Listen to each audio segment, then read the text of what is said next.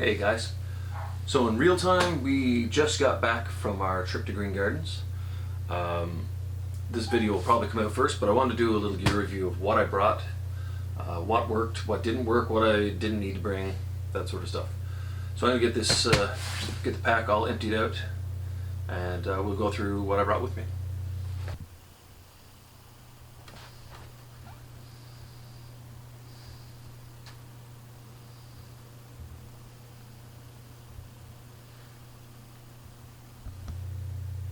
So for shelter, this trip I went with the hammock.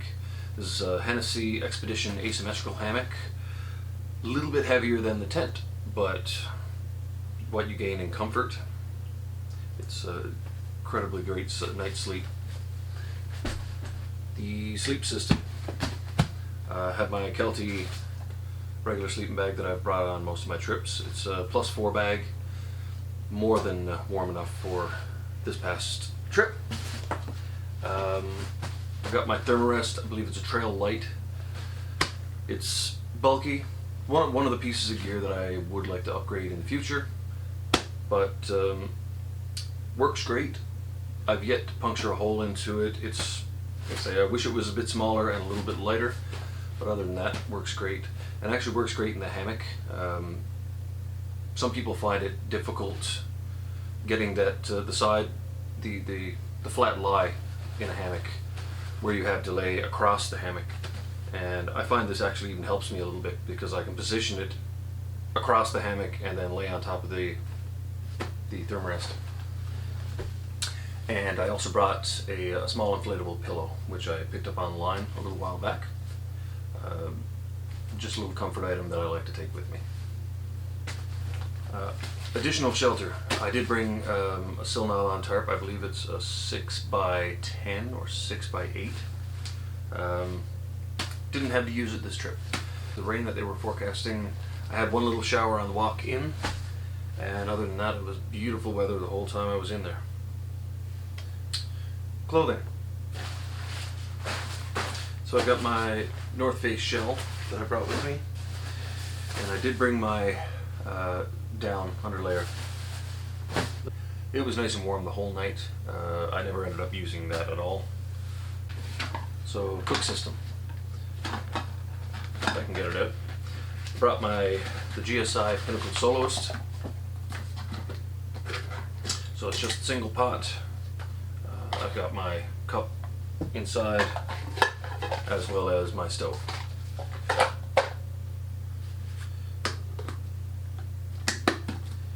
So to go with that, I've got a small tank of fuel that I brought with me, and my spork, which is somewhere.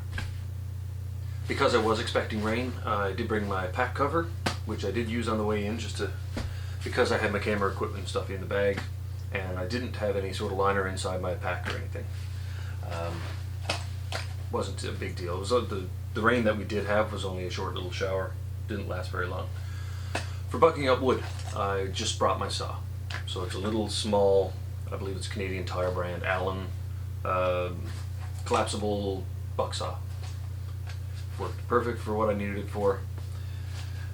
Another piece of kit that I would like to upgrade in the future. I've seen a lot nicer ones, but it gets the job done. It might just take a little longer.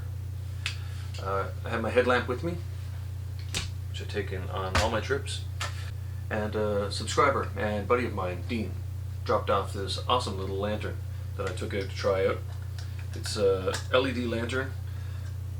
For the size of it, it looks like it would weigh a ton, but it literally actually weighs almost what the 3 batteries that go inside would weigh, and it is more than bright enough.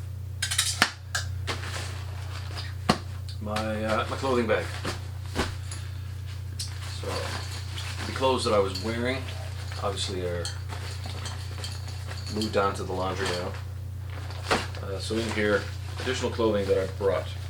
Oh, actually first, I have my belt knife, which is just a little Gerber Bear Grylls thing, which seems to work fine. I got a little small fire steel, used to light my fire out there. Worked great. and a little bag of tinder. This is dryer lint that I took from my from home. Worked perfect for the last couple of fires that I've had out in the woods. So I had some shorts that I wore in. Pair of gloves for working around camp. I did bring a toque and some warm socks. I didn't have to use any of that. I didn't really have to use any of the extra clothes that I brought. It just turned out to be a beautiful warm evening. I had my first aid kit with me. Didn't have to use it, thankfully, but it's always in the pack. My new water filter.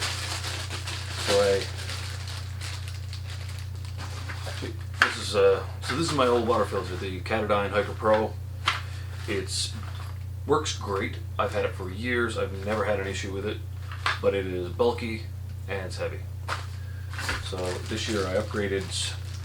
I was debating whether I should go with the Sawyer Mini or the Sawyer Squeeze, and I ended up going with the Sawyer Mini. Not totally because it's orange, but it was a selling feature. Might be one of my favorite colors. So the Sawyer Mini only comes with the one 16-ounce bag, but I always bring a smart water bottle with me. So at least I can use the 16-ounce bag and fill up full of water, filter it into the 1 liter, fill this one up as well to take back to camp with me, so I've got a full 1 liter plus the 16 ounces. It's more than enough for supper and for drinking.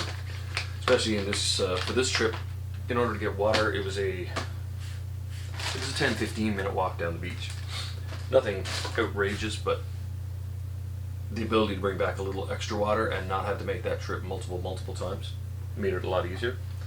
Had a buff with me in case it did get cold. Again, it was beautiful out. Didn't really need it. I had a couple of dry bags with me. This one here, I usually put my food in. It's a smaller one. Got some garbage in there now. And the red one I usually bring, it's a much bigger one, but I usually bring to put my camera gear in the nighttime, just in case it rains or there's a lot of humidity. I just want to keep moisture away from all my gear. This is what is left of my food bag. We got a tea bag, some salt, and a few packs of Crystal Light. I did go over what food I brought with me in the trip video, so I won't go into that right now. Collapsible bowl. I've yet to find something that I really like to have for breakfast in the woods. I mean, you can't take bacon and eggs on every trip because it's just way too heavy, or if you're doing multi-day trips, it's not going to keep. You're going to have to eat it the first morning. And the main issue is I don't like oatmeal. Every trip video that I watch online, these guys are eating oatmeal for breakfast. I can't stomach the texture of oatmeal. Just can't do it. So I've been taking powdered milk and granola on my trips. It's a little bit heavier than oatmeal.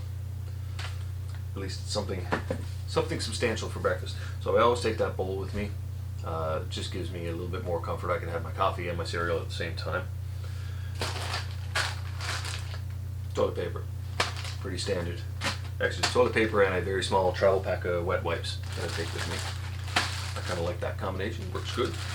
I've got some toothpaste, toothbrush, an extra pack of coffee, some extra cordage, batteries for my headlamp, and an extra lighter. My ditty bag that comes with me has got all my camera and electronics accessories. So some dead camera batteries, some good batteries, extra SD cards, charging cables, lens cloth, things like that. A pen for cleaning my lenses. A small battery pack for recharging the GoPro or my cell phone. And I've got some GoPro accessories and stuff in here. And finally, my pack. It's my North Face Terra 65, so a 65 liter pack. I'm not 100% sold on the pack. I like it. It's been working great so far. I wish that it had some extra pockets on the outside, mostly because the gear that I have is still bulky. My sleeping bag is still a bit bulky. My sleeping pad is bigger than I'd hoped. The hammock takes up a lot of room. It doesn't compact down very well. So when I do other trips with the tent, I actually have a bit more room in here.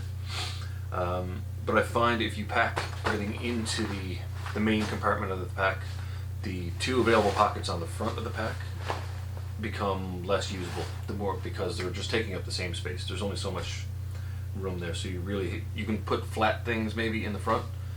What I tend to do is I tend to overpack the brain, because there's things that I can't fit in here, so I end up putting too much weight up in top or just too much bulk.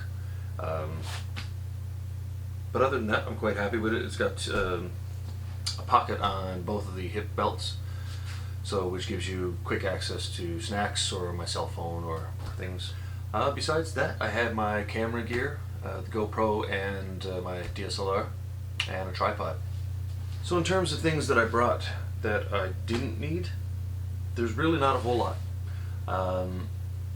The food that I brought seemed to work out fine. In fact, I wish I had brought something for dinner before I came out. The initial plan was to get up first thing in the morning and hit the trail.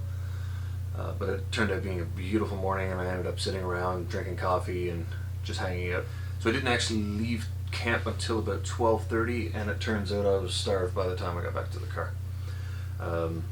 2 hours of hiking and then an hour and a half drive to get home before I got any food, because I was in no shape to go into a restaurant or anything on the way home.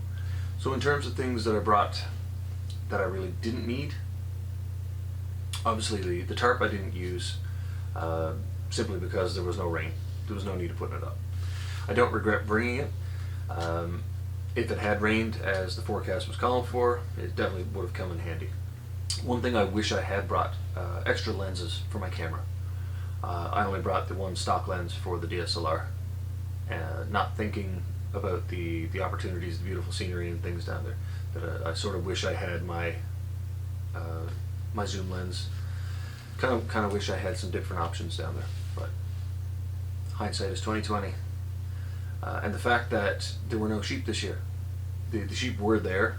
I did get a clip of them with the stock lens, but I don't know if, even in post, if I'll be able to zoom in enough to see them. I've always told people when talking about green gardens how the farmers from Trout River bring their sheep up in boats and they drop them off. The sheep graze there naturally all summer, and then they come back in the fall and pick them up. And the sheep don't go anywhere because there are cliffs surrounding green gardens, and I guess they can't escape.